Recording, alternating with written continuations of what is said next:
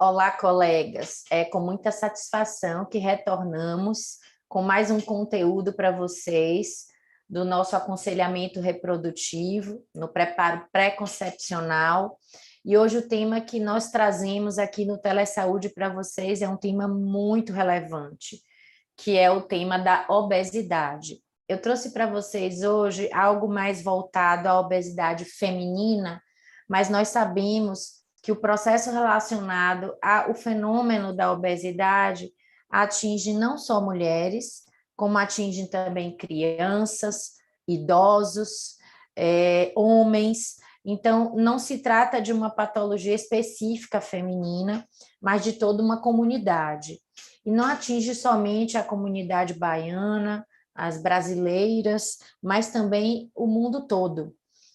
Existem peculiaridades de cultura, de hábitos, de questões genéticas envolvidas com a obesidade, transtornos endócrinos, mas o que se observa em todo o mundo é uma crescente do fenômeno da obesidade. Em alguns países, como os Estados Unidos, chega a números alarmantes, e no Brasil começa a se delinear da mesma forma, fazendo com que haja, inclusive, um aumento das doenças cardiovasculares atreladas à obesidade, porque a obesidade se trata de um fator de risco significativo, como vocês vão ver ao longo desse conteúdo, para o desenvolvimento dessas patologias.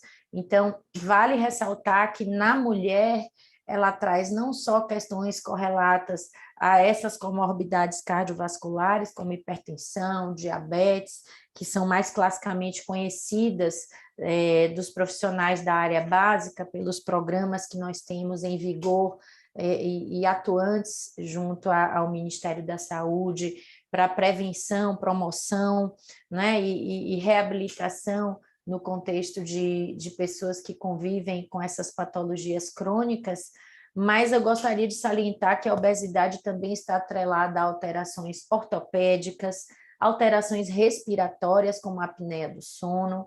Gostaria de destacar os fenômenos psicológicos e psiquiátricos associados à obesidade, como os fenômenos de baixa autoestima, depressão, ansiedade, as compulsões alimentares, os transtornos da imagem, como anorexia, bulimia, que entram num contraponto em relação a esse transtorno de autoimagem que a obesidade representa.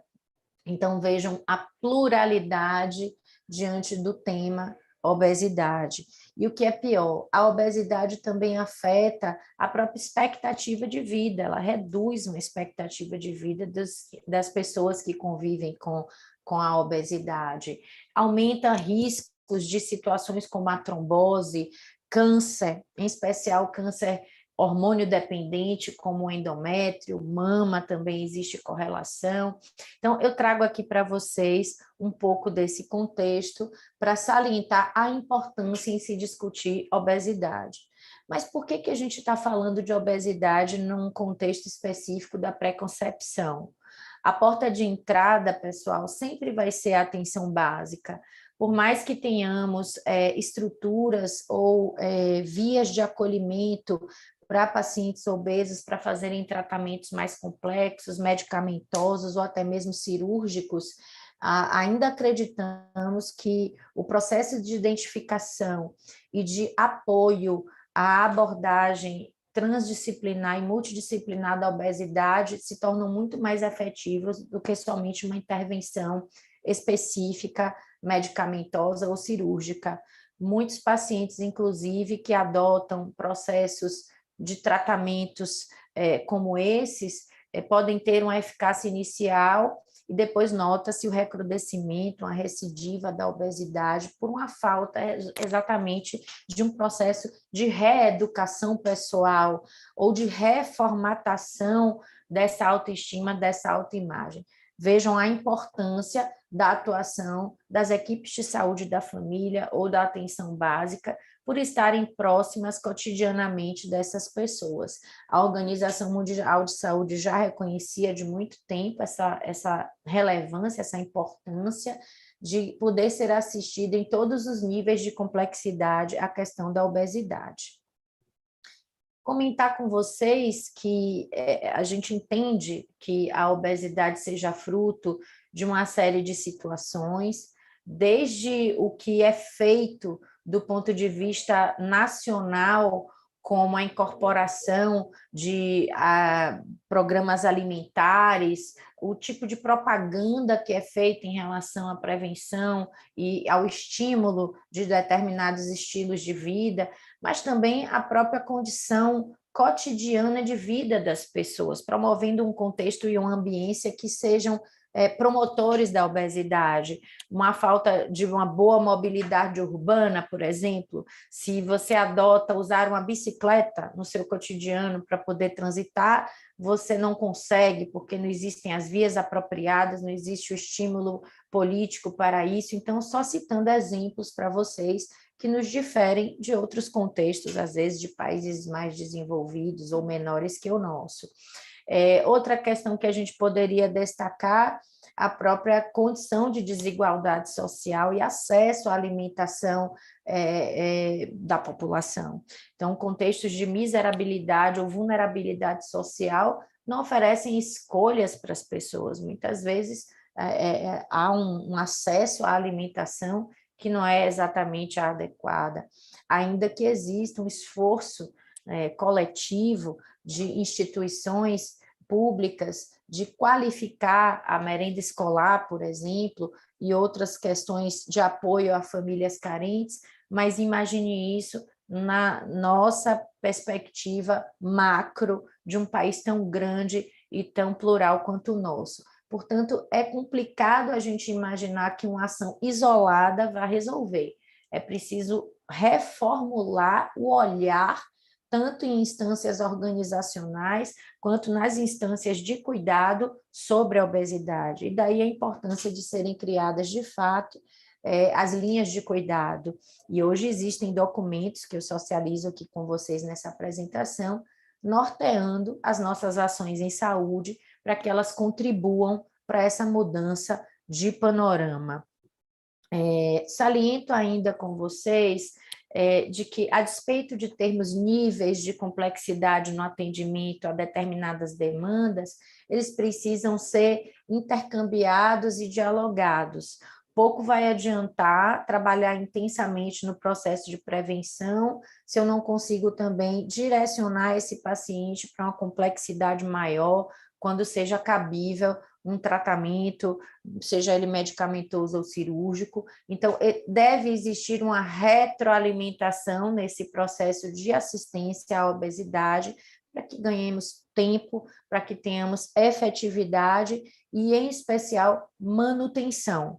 Pouco adianta também fazer grandes intervenções, grandes investimentos em cirurgias de complexidade, como as cirurgias bariátricas, sem ter um processo de manutenção nesta promoção em saúde. E aqui o destaque da atenção básica, que vocês sabem que Mormente investe em prevenção, mas eu saliento realmente fortemente o papel não só de promoção, mas a vigilância e o acompanhamento, mesmo diante de intervenções mais sofisticadas. Sem isso, provavelmente se perde o investimento.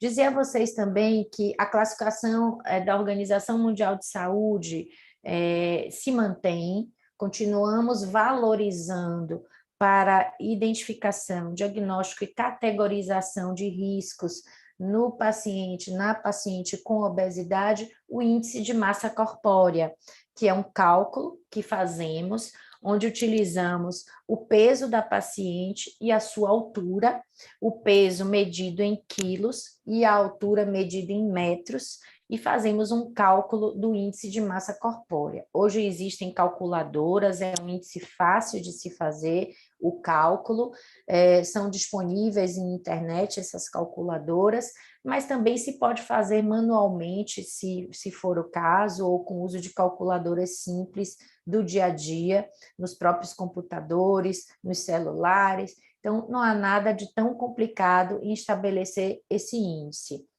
Ele está disponível enquanto equação em todos os cadernos de atenção, em todos os documentos, é muito fácil de encontrar na internet. Então, eu não entro aqui no mérito desta questão do cálculo, mas trago a relevância e se calcular em todo paciente que atendemos o índice de massa corpórea. Algumas vezes percebemos em prontuários, em acompanhamentos de pacientes de longo prazo, a carência dessas informações e mais ainda, não só o primeiro exame que se faz o cálculo, mas no sequenciamento e acompanhamento. Ele se trata de um dado antropométrico básico, assim como valorizamos a pressão arterial, por exemplo. Portanto, vejam que existem as faixas consideradas de eutrofia, ou seja, de normalidade.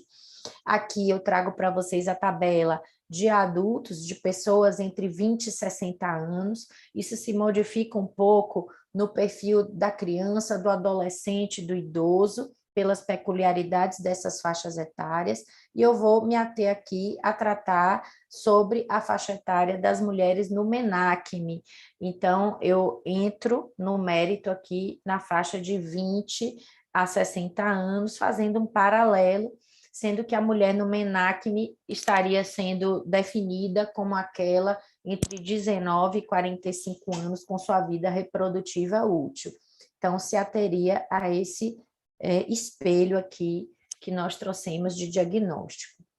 Mas mais importante, pessoal, do que estabelecer o índice de massa corpórea, que é importante não só para a mulher, mas para o homem também, diga-se de passagem, porque influencia não só nesse contexto das comorbidades, em ambos os sexos, mas também na fertilidade. Eu não vou trazer algo muito específico dos homens, mas saibam que afeta. E o que é que a gente gostaria de dizer? Que não só um plano de ação voltado para a prevenção, mas no momento em que você determina que exista um sobrepeso, você tem que prevenir para que a pessoa não avance para a obesidade e assim sucessivamente, entrando oportunamente com prescrições dietéticas, com terapias comportamentais, suporte farmacológico também pode entrar em determinados momentos, para que haja de fato um apoio diagnóstico e terapêutico oportuno para essas pessoas, e não deixando que a situação transcorra até que se atinja uma obesidade mais agravada, mais avançada, que exija tratamentos mais complexos. Devemos investir antes deste momento de agravamento. E aqui, só para salientar e fazer lembrar, quando a gente está lá na atenção básica diante de uma pessoa com obesidade ou sobrepeso, que pode existir, sim, um processo genético envolvido. As tiroidopatias saltam aos olhos sempre, sempre devemos pensar nessa possibilidade de rastreio da função tiroidiana. A síndrome de ovário policístico, que já tivemos a oportunidade de dialogar em outras webaulas, vale a pena rever. E aqui um adendo sobre os distúrbios da adrenal, que também comprometem esta questão relacionada, mas do ponto de vista clínico, somente coisa de maior relevância, mas sim aquela que traga impacto metabólico. E hoje tem sido dividido a questão que se traz de obesidade que tenha um distúrbio metabólico agregado, que é a dismetabólica, sendo como aquela de maior relevância e temor. Não raro, essa obesidade do perfil dismetabólico é daquele paciente que acumula a obesidade central, chamada de centrípeta, porque ela é uma gordura que se adere ou se coloca em meio às vísceras, e ela tem um reflexo direto relacionado a essas dismetabolias associadas à obesidade, como distúrbios glicêmicos, dislipidêmicos e, portanto, um aumento correlato e forte das doenças cardiovasculares, que são o nosso grande temor.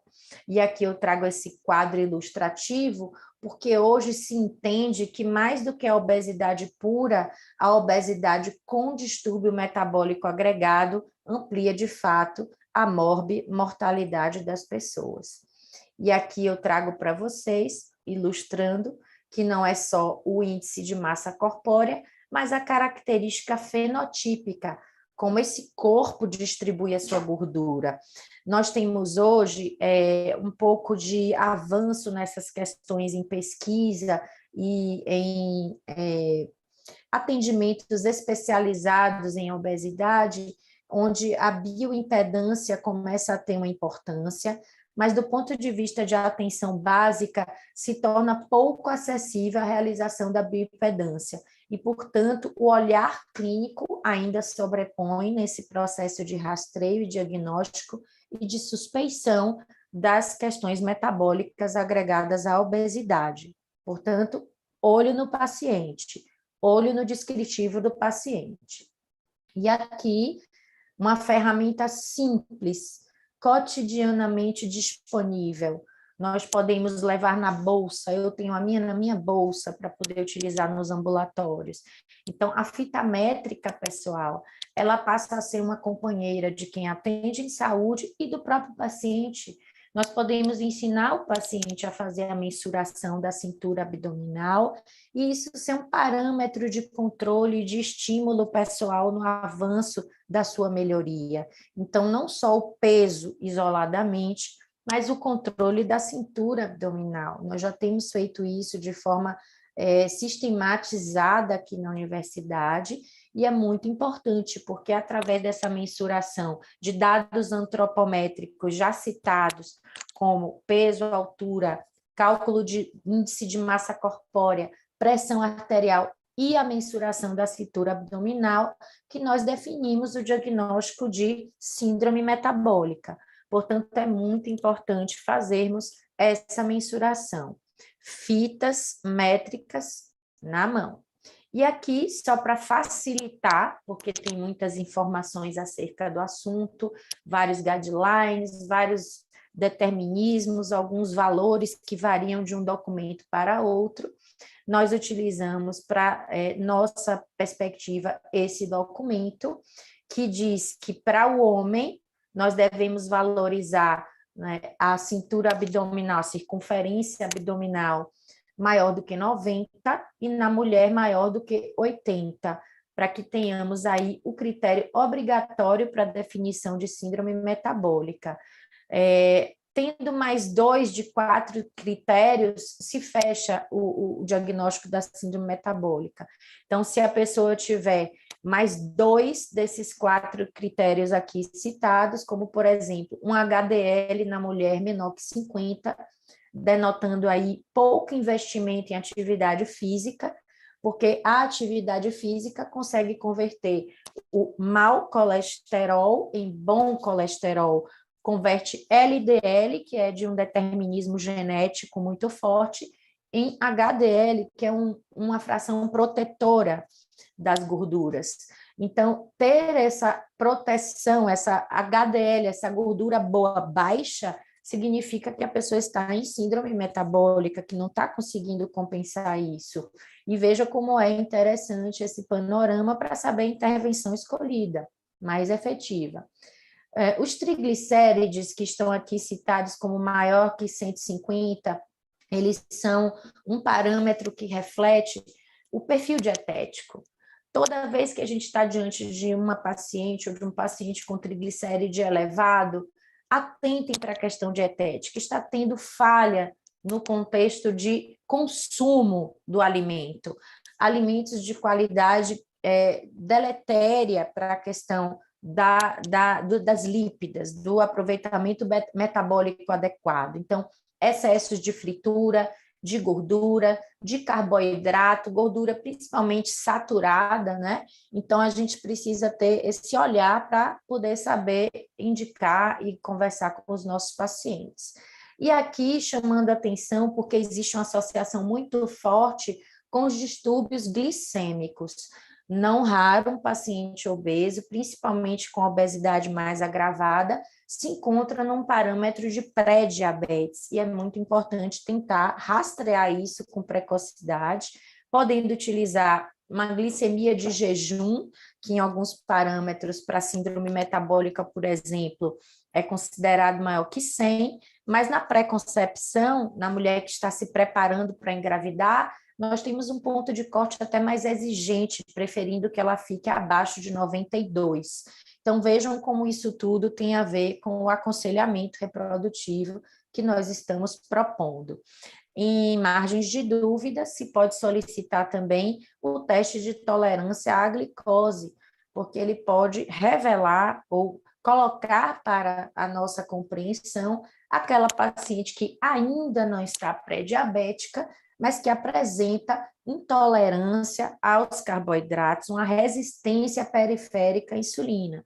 Então, é muito interessante que pensemos nessas possibilidades de rastreio, porque, de fato, o que agrega esse risco cardiovascular tão temido é o perfil metabólico.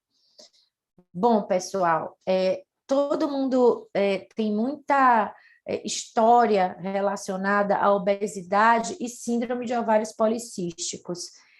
As pessoas até esperam que as mulheres portadoras de síndrome de ovário policístico sejam obesas, mas vocês poderão ver na aula de síndrome de ovário policístico que não é bem assim. Existem vários fenótipos, então existem mulheres com síndrome de ovário policístico que são magras, que não são obesas. Entretanto, existe uma associação muito forte, eu diria um intercâmbio, onde quem é portador de síndrome de ovário policístico tem um risco maior de ser obeso e muitas das pacientes obesas podem ter por trás da origem que as torna obesa a síndrome de ovário policístico. Veja o intercâmbio que existe muito forte entre essas patologias. E é interessante também perceber que, na medida em que corrigimos fatores relacionados à síndrome de ovário policístico e à própria obesidade, no caso da paciente que tem obesidade, há uma melhoria do contexto endócrino. Então, quando você reduz o processo da obesidade, você melhora todos os parâmetros metabólicos que estão em desarranjo na síndrome de ovário policístico.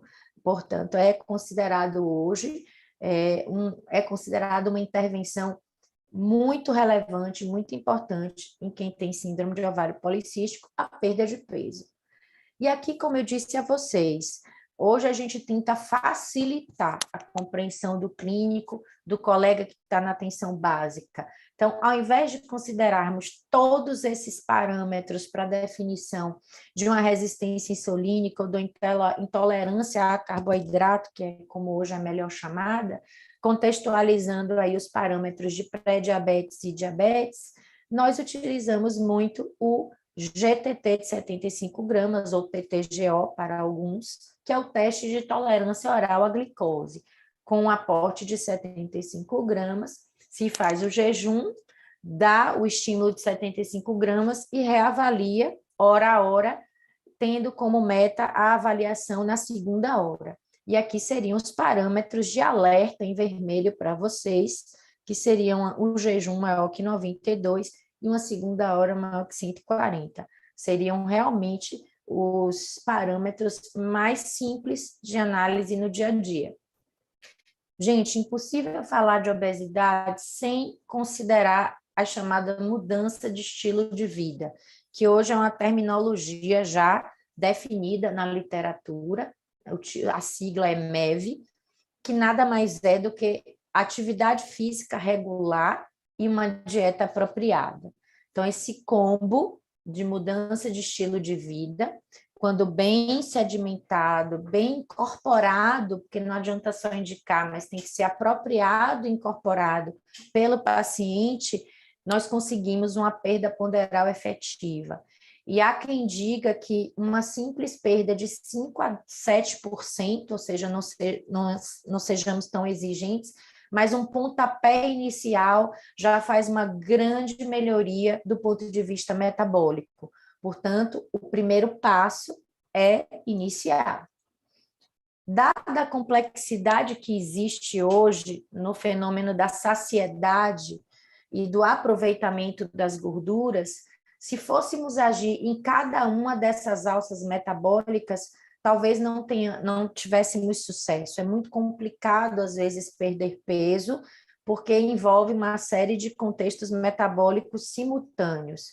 Mas, como eu falei para vocês, o primeiro passo é fundamental.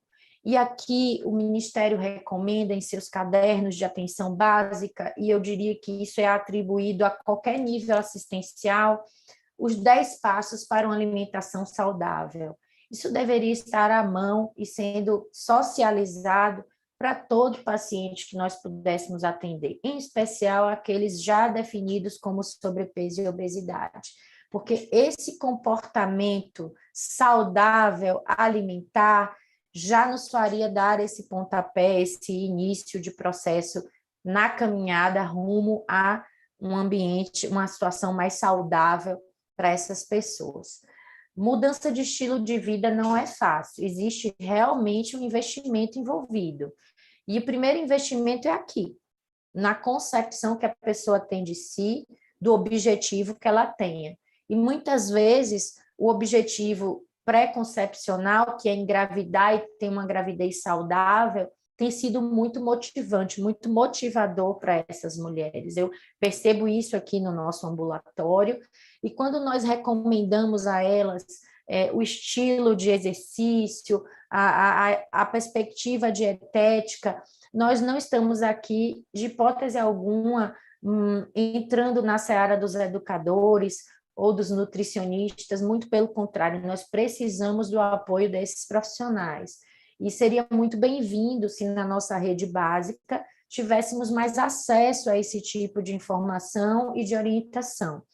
Mas é preciso que ao menos eles saibam a necessidade e como começar, até que chegue um profissional que possa estar agregando valor a esse processo terapêutico. A ideia é que a gente estabeleça metas tangíveis. Muito difícil fazer um cálculo para uma paciente dizer, olha, para você atingir o índice de massa corpórea de pelo menos 27, que é o que a gente imagina na pré-concepção, e vocês vão ver por quê, ou de 25, que seria a meta saudável, ideal para a redução de doenças cardiovasculares, ela precisa ter um entendimento de que isso não vai acontecer de uma hora para outra. Dificilmente ela vai conseguir perder em um mês um cômputo que retire ela do parâmetro de obesidade para um parâmetro normal. Então, nós fazemos um cálculo, é algo que eu faço aqui sempre com os residentes no nosso ambulatório, eu acho que é fácil de fazer também na atenção básica, que é o seguinte: multiplica a altura da paciente pela altura da paciente. E depois você multiplica pelo índice de massa corpórea que você deseja, 27, 25. No nosso caso de pré-concepção, somos um pouco mais flexíveis, usamos a margem de 27. E quando fazemos esse cálculo, temos a meta de peso que aquela mulher precisa alcançar. Nós diminuímos do peso atual dela e, com isso, nós conseguimos estabelecer qual será a meta, qual será o goal daquela pessoa. Dificilmente ela vai perder todo aquele peso estimado em um curto prazo de tempo. Então, nós precisamos dar confiança a ela e dizer, comece com uma média de 3,5 a 4 quilos mês. Se ela estiver mais ansiosa ou mais disposta, já estiver num processo engajado de atividade física e dieta, isso pode passar para 5 quilos mês. E quando menos se percebe, numa margem de 6 meses, nós já temos uma intervenção propícia com a reeducação alimentar e reeducação alimentar e física restabelecida com aquela pessoa, adaptada, apropriada. Karina, você falando parece que é muito fácil. Não, não estou dizendo que seja fácil ou que a adesão seja plena, mas na maioria das vezes nós percebemos que a motivação é a grande questão. E numa paciente desejosa de engravidar, ela tem uma grande motivação. Isso porque, gente, vocês vão perceber aqui no decorrer da apresentação que temos realmente um impacto positivo com a perda de peso em relação à fertilidade e à fecundidade. Alguns suplementos dietéticos que se advoga reduzir o processo de lípidas inadequado, que é o LDL, o mau colesterol, e elevar o bom colesterol, podem estar sendo utilizados. A literatura vem caminhando nessa questão do uso do ômega 3, as evidências vão se acumulando pouco a pouco, parece que existe um potencial também anti-inflamatório envolvido, que é salutar nesse tipo de paciente. Mas, como eu disse a vocês, a gente vai aguardando as evidências. Com relação à metformina, que também é uma droga acessível, disponível nos nossos postos, nas nossas áreas de atenção básica, nas farmácias populares, a nível de compra não é também tão cara.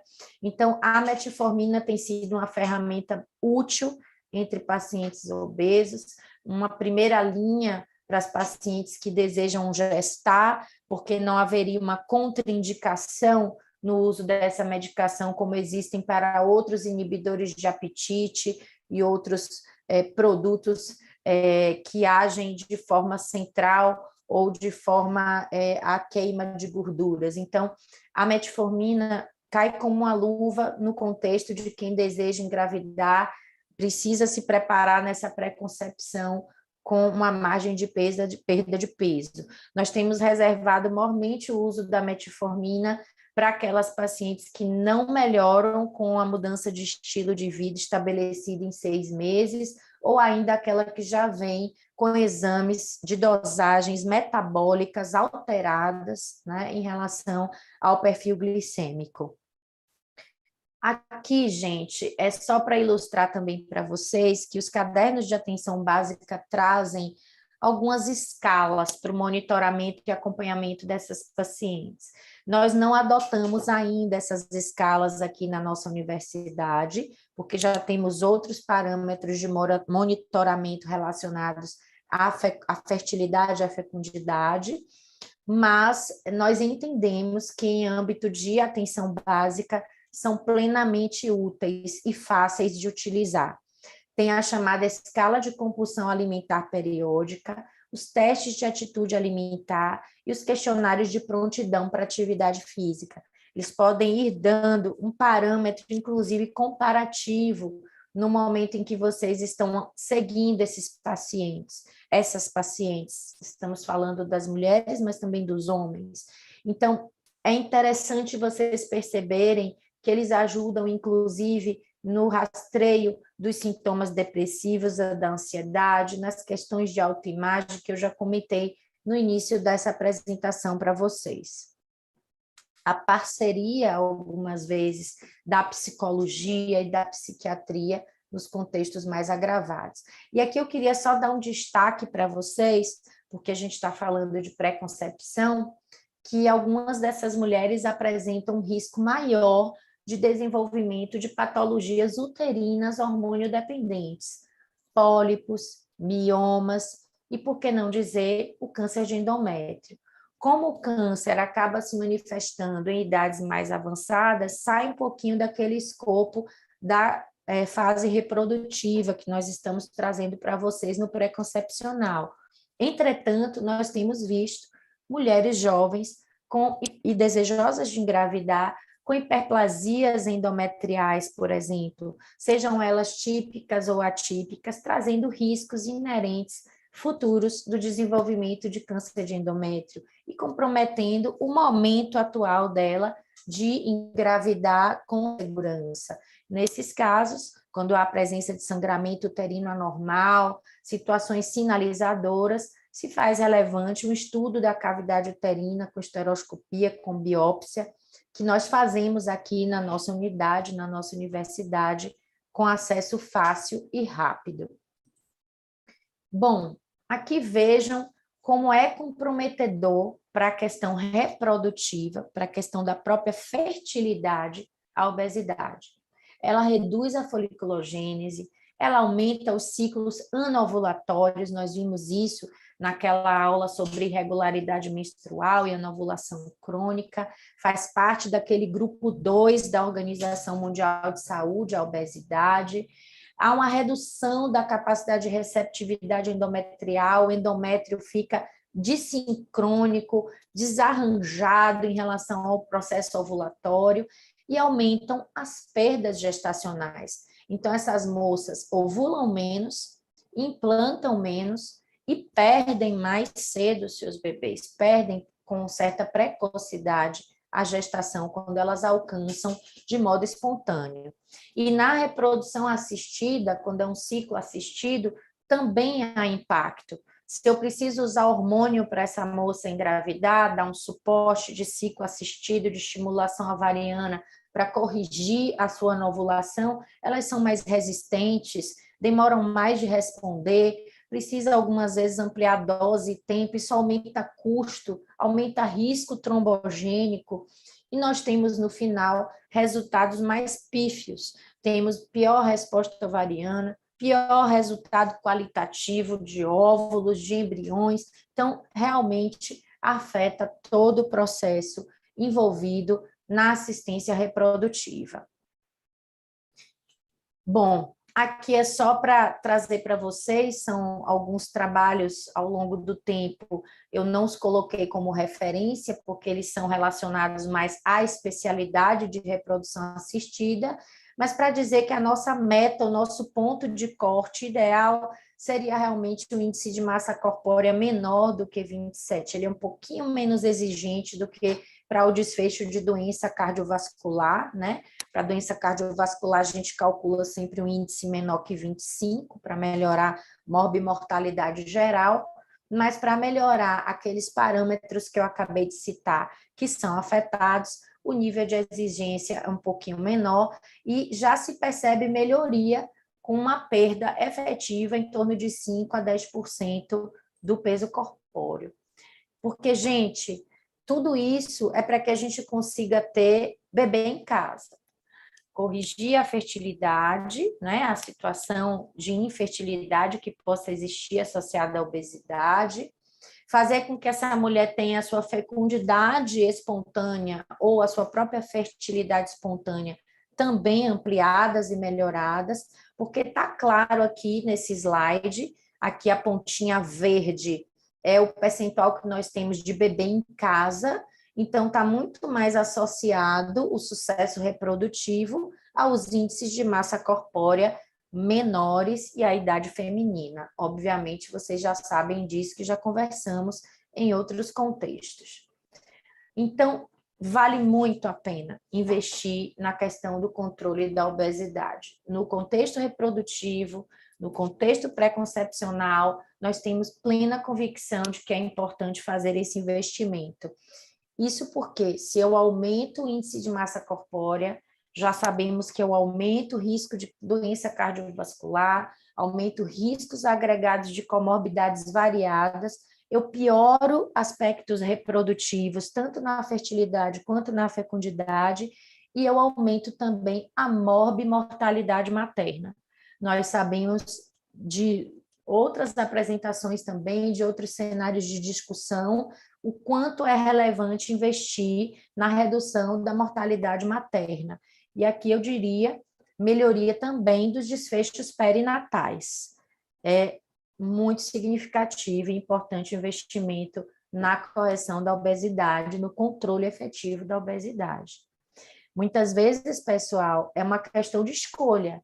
Não raro, apesar de termos vários fatores envolvidos ali que dificultam a perda de peso, mas na maioria das vezes eles são fatores reversíveis, fatores que envolvem escolhas de vida, determinismo pessoal realmente.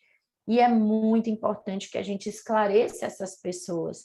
Muitas vezes o motivo que um homem, uma mulher terá para investir na perda de peso e no controle da obesidade será o seu projeto parental. Então, eu já vi mulheres motivadas em relação a isso, perderem peso de uma forma muito bonita, muito relevante, muito gratificante. Então, é importante salientar que também afeta o contexto reprodutivo. Aqui o Ministério fez um guiazinho, um manual de bolso, que eu achei muito interessante. Estamos pensando em adotar aqui na universidade como comunicação e educação em saúde, e quem sabe aplicar aqui com alguma regularidade esses questionários que estão atrelados ao manual de bolso, mas é para o próprio paciente começar a perceber os seus limites, ele começa a entender o que está em jogo no seu processo decisório de perder peso, porque sem apropriação, sem que seja uma escolha pessoal, um envolvimento, uma abordagem personalizada, dificilmente a gente vai conseguir, somente com programas mais amplos, atingir a demanda que cada um traga e a peculiaridade envolvida no cenário de cada um e na história de cada um que tem obesidade. Continuamos à disposição de vocês aqui no nosso ambulatório, lembrando o fluxo de acesso para o atendimento no Hospital das Clínicas, mulheres e homens obesos que precisem de apoio quanto à fertilidade e à fecundidade, estamos aqui disponíveis para o aconselhamento reprodutivo da nossa rede. Um forte abraço, pessoal. Deixo aqui para vocês algumas referências, algumas são riquíssimas, em especial aqueles cadernos mais atualizados, dirigidos ao grupo da atenção básica. Aprendi muito lendo nesses cadernos, revisando alguns conceitos e algumas estratégias, e outros aqui mais peculiares do contexto da ginecologia, com o documento da Febrasgo, e da reprodução humana assistida, com documento específico de obesidade e reprodução. Um abraço para vocês e até a próxima.